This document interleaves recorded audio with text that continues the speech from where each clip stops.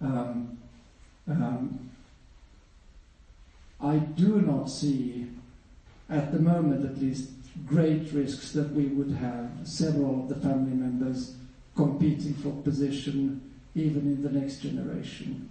And that is partly because it is not an executive role. You don't get any trophies for being employed in the family business.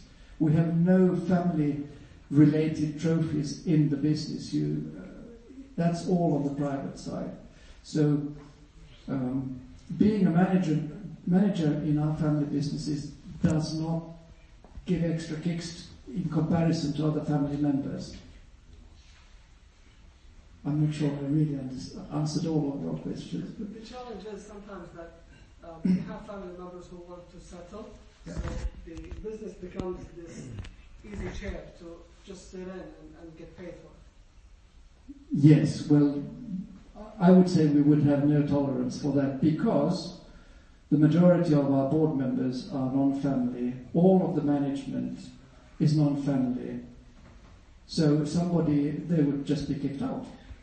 They just would not be able to work there. That takes me to my next question. Yeah. And since your business started in the early 1900s, your family was the founders / executives of this business. Yeah. And at some point they transitioned to become board members. In 1914. Yeah, so that transition, how was it handled? And that mindset became such a difference. That was very, very practical. My grandmother's father had a German passport in 1914 in Finland, and the First World War started. He was kicked out of Finland, and he had to put in a friend he relied on to be the chief executive. 4 years later, the war ended, and he found out that his close friend managed the company very, very well. And then, the rest is history. So it's a bit of luck. Yes. Do you have any differentiation between paternal and maternal descendants of your family in terms of? No, actually, what is interesting here is that the line here is that my grandmother owned everything at one stage, because my great-grandfather had only 2 daughters, and then one sold out. That meant that her husband, my grandfather, was a steward without ownership of the business, and then it was handed over to the sons, who then managed afterwards. But we have no difference between maternal or paternal in this regard. No.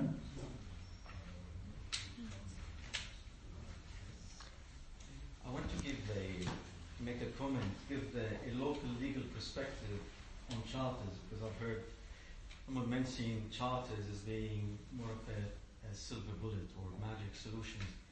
You see, succession planning in the north is the art of possible.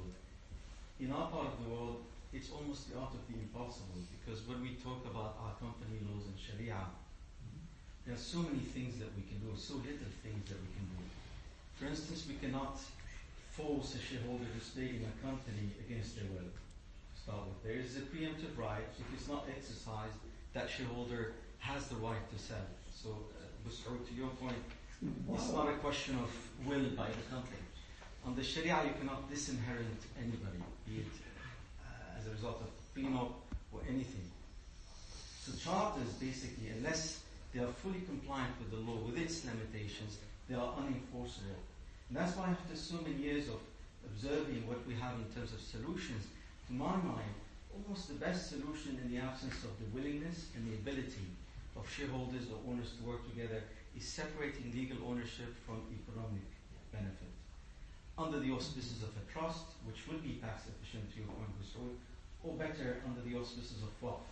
We have a federal law now in the UAE. I believe there are a few federal laws, waqf laws in the GCC. But to my mind, that is the best way in order to maintain the continuity of a family business and basically mitigate the risk of management and ownership issues and disputes that we see a lot of in force today, especially in the GCC. Now all these disputes are coming up public, and basically, mostly they are based on fights over who's going to manage and who's going to own.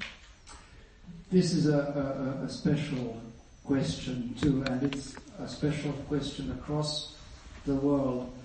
There is direct ownership, ownership through a holding company, ownership through a family foundation, some charitable foundation, and through trusts. And I think here one needs to pay a lot of attention also to the culture of the family, because you do change it dramatically at the point where a family becomes beneficiaries rather than the ultimate owners.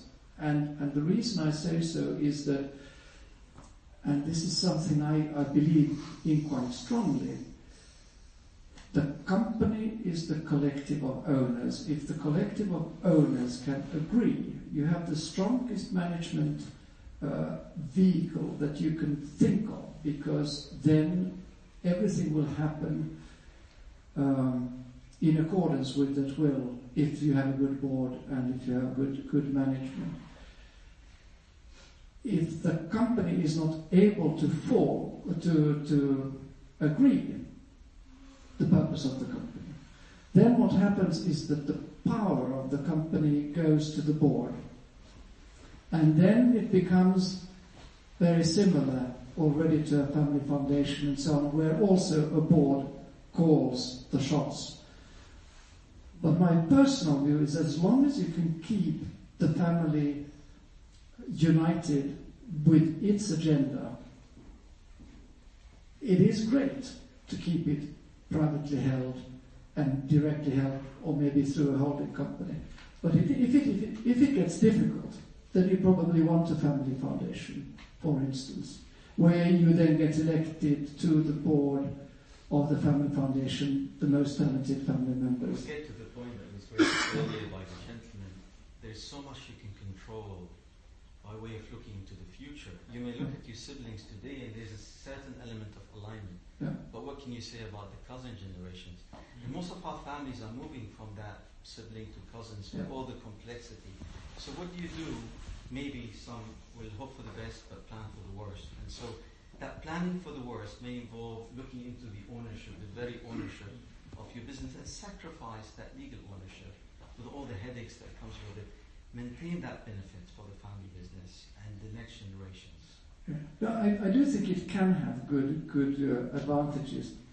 For instance, in my family, we are delighted that we actually discussed to the point where we agreed that my uncle took part of the business and I took part of the business, and we kept a big chunk together, because it made me very motivated to be involved with Electrosonic, and we're doing really fun stuff all over the world. And it made him really comfortable to be involved in wholesale trade of automotive spare parts and accessories in Finland. But if we had put it all in a foundation, we would just have had a porridge or a salad bowl forever. So, advantages and disadvantages. So, Amiro, thank you very much for Thank you. coming here and sharing with us your experience, the family, and